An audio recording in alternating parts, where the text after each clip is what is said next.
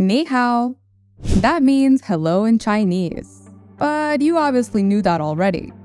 From its rich culture to the vast sectors of its language, arts, politics, and its controversial headlines, everyone is interested in China.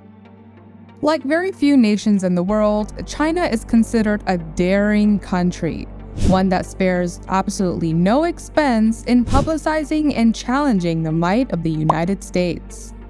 In fact, just recently, China announced its coercion with Russia in joining forces to abandon the petrodollar, the international reserve currency for trading oil.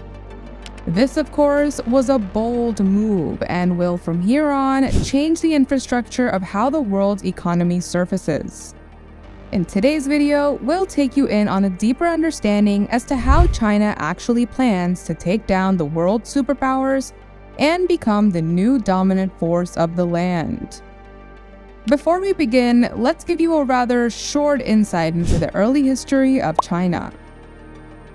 China's early history can be traced back to the Xia dynasty, which is believed to have existed from around 2100 BC to 1600 BC. However, the Xia dynasty is considered by many historians to be a mythical dynasty, and there is limited archaeological evidence to support its existence. The first confirmed dynasty of China was the Shang dynasty, which existed from around 1600 BC to 1046 BC. During this time, the Shang dynasty developed a highly organized society and sophisticated system of writing, as well as advanced technologies such as bronze casting. Following the collapse of the Shang dynasty, the Zhou dynasty emerged and ruled China from around 1046 BC to 256 BC. The Zhou dynasty is often divided into two periods, the Western Zhou and the Eastern Zhou.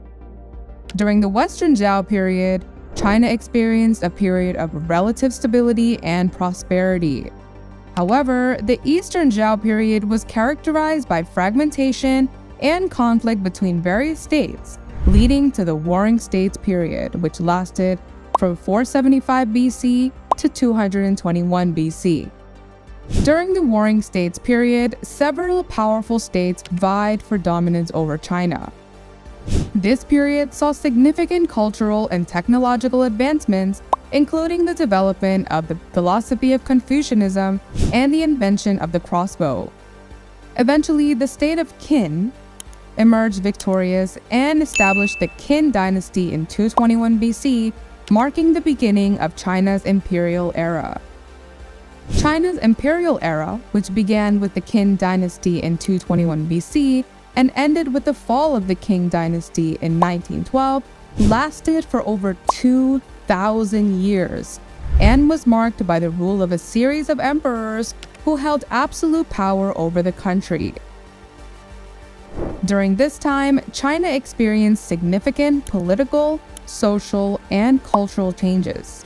The country was divided into different dynasties, each with its own unique characteristics, and the imperial system was marked by a complex bureaucracy that regulated every aspect of life in China. The Tang and Song dynasties were known for their cultural and technological achievements, including advancements in art, literature, science, and technology. The Ming dynasty, which followed the Mongol-led Yuan dynasty, saw the construction of the Great Wall of China and the Forbidden City. The Qing dynasty was the last imperial dynasty in China and was marked by increased contact with the West, including the Opium Wars and the Boxer Rebellion.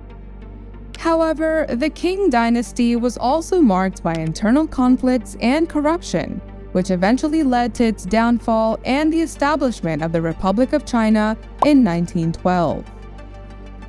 We know all too well, power equals dominance. It's just the universal truth. In the aftermath of the Boxer Rebellion, there was a growing discontent with the Qing dynasty and calls for reform and modernization. Sun Yat-sen, a Chinese revolutionary and political leader, played a key role in this movement, advocating for the overthrow of the Qing dynasty and the establishment of a republic in China. In 1911, a rebellion broke out in the city of Wuhan, led by a group of military officers and local revolutionaries.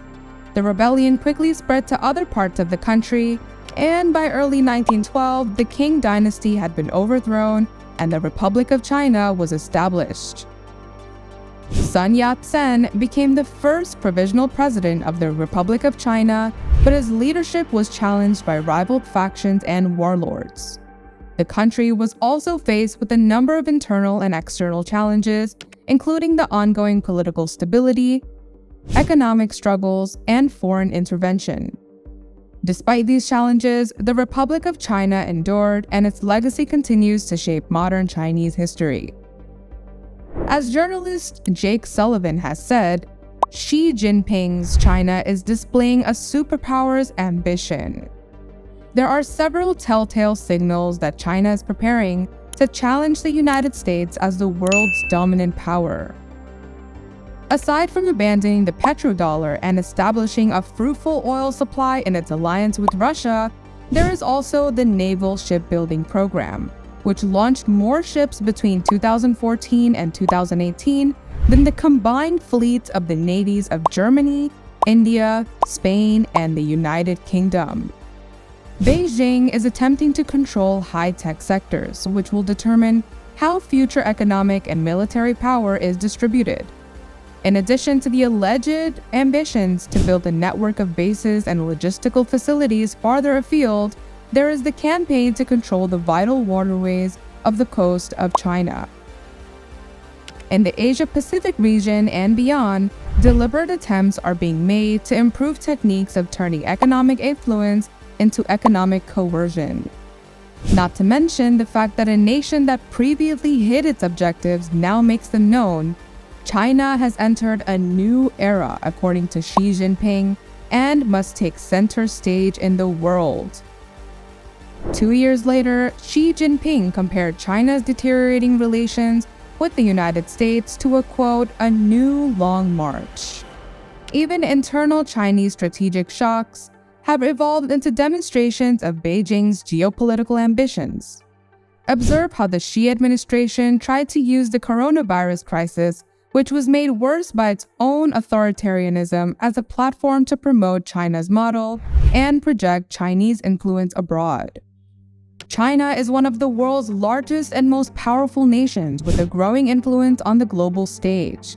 However, whether or not China is dominating the world is a matter of perspective and interpretation.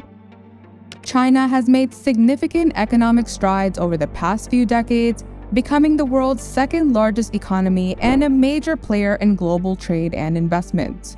China has also invested heavily in infrastructure, technology, and education, and has emerged as a leader in many fields.